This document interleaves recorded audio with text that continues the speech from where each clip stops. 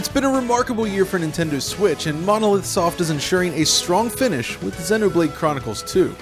Building on the technology which powered Xenoblade Cross on the Wii U, this new game expands upon its engine in numerous ways, enabling cool new visual effects in the process. But this ambition is met with unexpected drawbacks which do detract from the overall presentation. Can these new enhancements overcome its limitations? Let's find out.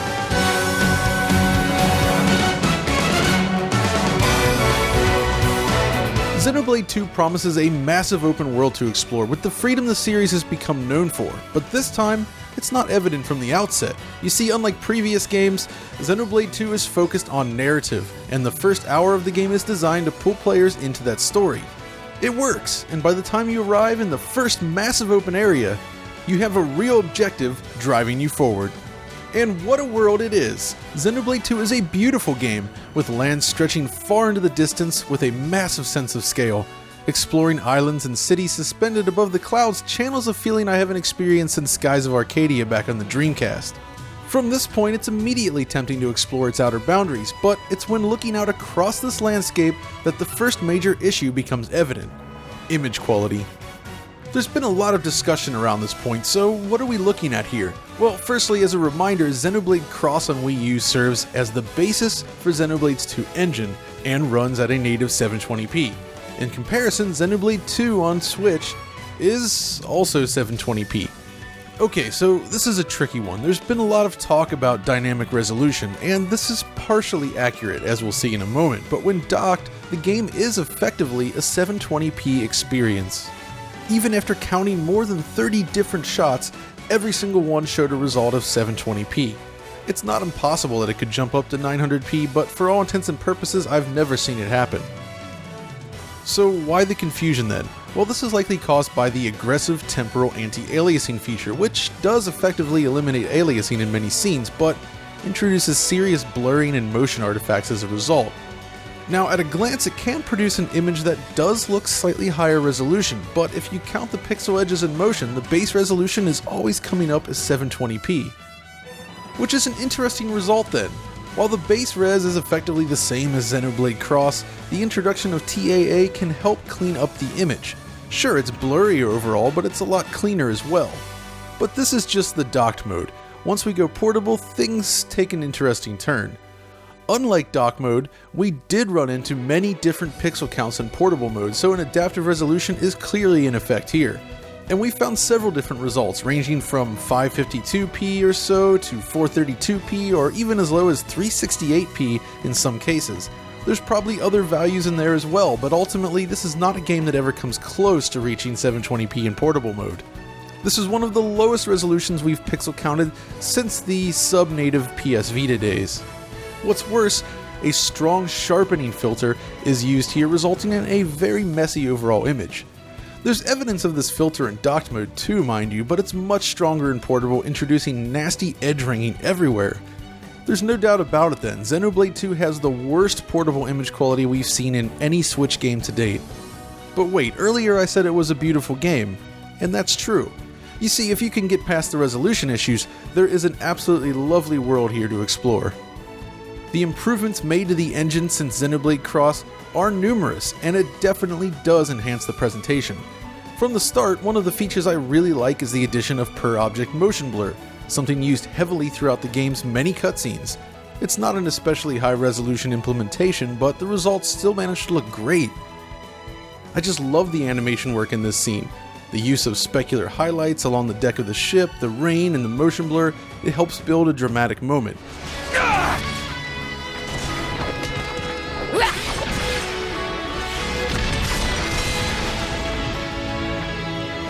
Another nice addition then is the cloud simulation. The team has devised a method for rendering clouds which helps give them proper volume both above and below. If we view these clouds at an accelerated speed, you can really appreciate the effect in action. It looks great. Once you start exploring the world then, we see even more improvements. Water reflections have been enhanced from the previous game and now make use of screen space reflections, enabling more realistic results compared to the static cube maps used in Xenoblade Cross. Of course, there are limitations with the way the reflections are implemented, as there are visible halos around objects and characters wandering about throughout the water, which can be a little distracting. But overall, it looks pretty good. Lighting is also improved in this game. Look at the bottom side of these creatures, for instance. They take on a slightly green hue as a result of the surrounding grass. Now, there's no real-time GI system in use, of course, but the engine does attempt to simulate a very rough approximation of ambient lighting throughout the game, lighting which changes depending on the time of day.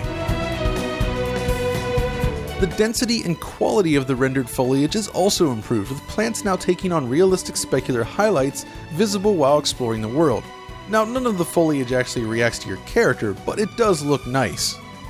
The draw distance is acceptable as well, but you'll notice it drawing in while exploring larger planes. Same goes for other elements such as scene geometry or characters. That said, while LOD popping is common, it's still an improvement over Xenoblade Cross, which had huge objects just appearing right in front of the player. Materials have received a noticeable overhaul since Xenoblade Cross as well. Notice how light from this torch plays realistically off the metal, revealing its material, while light is now more diffused as it passes over the wooden planks. While the game goes for a less realistic aesthetic overall, the handling of materials across the board is generally pretty good, especially when dealing with things like metal. Ambient occlusion is also implemented well this time. When standing outside of direct light, we see a very diffuse contact shadow present around the character and in crevices, and it works pretty well here, even if it's very approximate. Unfortunately, shadows themselves work very much the way they did in Xenoblade Cross, in that they are completely static.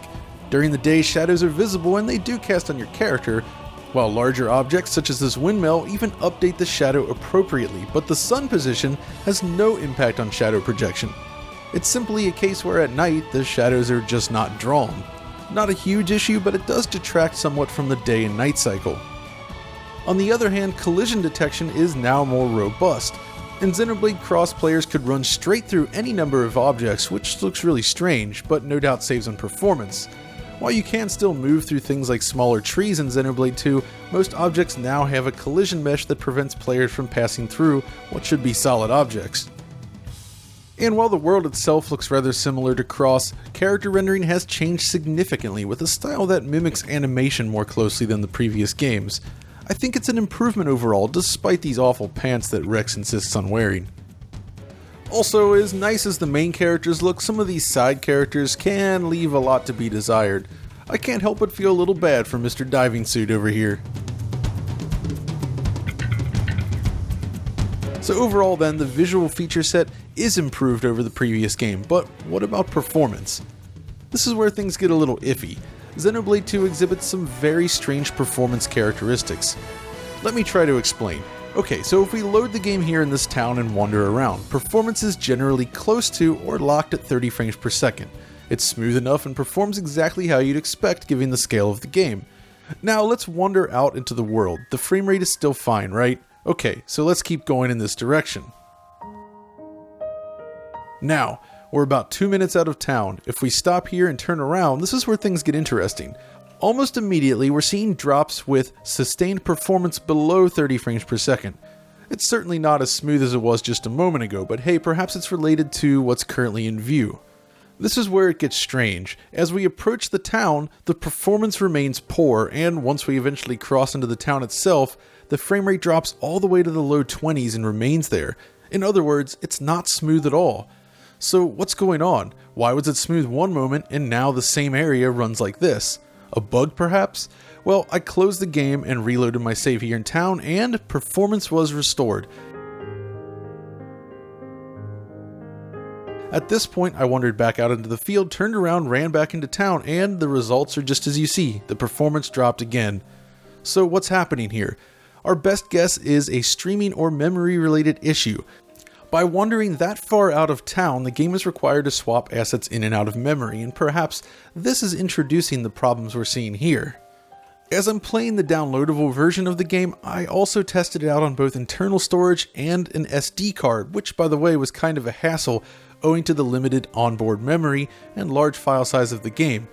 Either way, the results were basically the same. Now, aside from this type of situation, the game does manage to hit 30 frames per second relatively often and feel generally smooth. But then we run into things like this and the performance drops pretty hard. Hopefully this is something that can be addressed in a patch. So how about handheld performance then? Well, there's no easy way to measure a 30 FPS game using a camera, and thus we can't really present any actual data here, but the general sense is that the game runs similarly in handheld mode. I wouldn't go in expecting a huge leap in frame rate, as we've seen in several other titles such as Zelda.